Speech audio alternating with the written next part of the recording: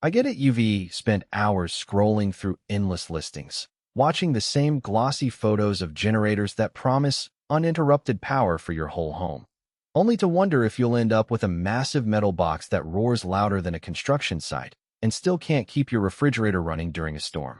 That hesitation is real, and the last thing you need is to drop $1,300 on a unit that looks great on paper but leaves you in the dark when the grid finally goes out. Link is in the description if you want to check the product details on Amazon. The DuroMax XP13000EH is marketed as a 13,000-watt dual-fuel powerhouse that can run on gasoline or propane, has an electric start, and is supposed to be transfer switch ready. Those are the buzzwords that catch the eye, but what matters day-to-day is how that power translates into actual use. I dug into the specs, read through the handful of reviews that do exist, and talked to a few people who own a DuroMax for their RVs and home backup. Here's what I learned about the real-world experience and who should walk away versus who might actually find this generator worth the price tag. First off, the dual-fuel capability is more than a gimmick. Most people who buy a portable generator are either campfire enthusiasts who already keep a propane tank on hand, or homeowners who keep a few gallons of gasoline tucked away for emergencies. The XP13000EH lets you switch between the two without swapping out the engine, which saves you from the panic of running out of one fuel midstorm. In practice, that means you could start the unit on gasoline for the first few hours when you're getting the house powered up, then flip the selector to propane once your gasoline supply dwindles. It's a genuine safety net, especially if you live in an area where fuel delivery can be delayed after a severe weather event. The electric start is another practical win. Many generators in the 10 kilowatt class still rely on a pull cord, which can be a pain when you're already half asleep or your hands are numb from cold. The push-button start on the XP13000EH is responsive, and because it's wired into a heavy-duty metal frame rather than a plastic housing, the switch feels solid and doesn't get stuck in icy conditions. I tested it in a garage that was around 35 degrees Fahrenheit.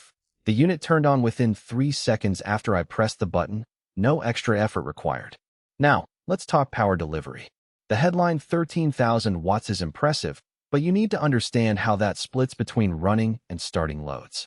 The unit can sustain about 10,500 watts continuously, which is enough to run a typical central air conditioner, a refrigerator, a few lights, and a sump pump all at once. The surge rating, 13,000 watts, covers the initial draw of motor-driven appliances like an air conditioner compressor or a well pump. In a real-world test, I hooked the generator up to a 4,000-watt portable AC, a 700-watt refrigerator, a 150-watt TV, and a 600-watt sump pump. The total continuous load was roughly 5,450 watts, well under the generator's capacity, and the AC kicked in without any dip in voltage.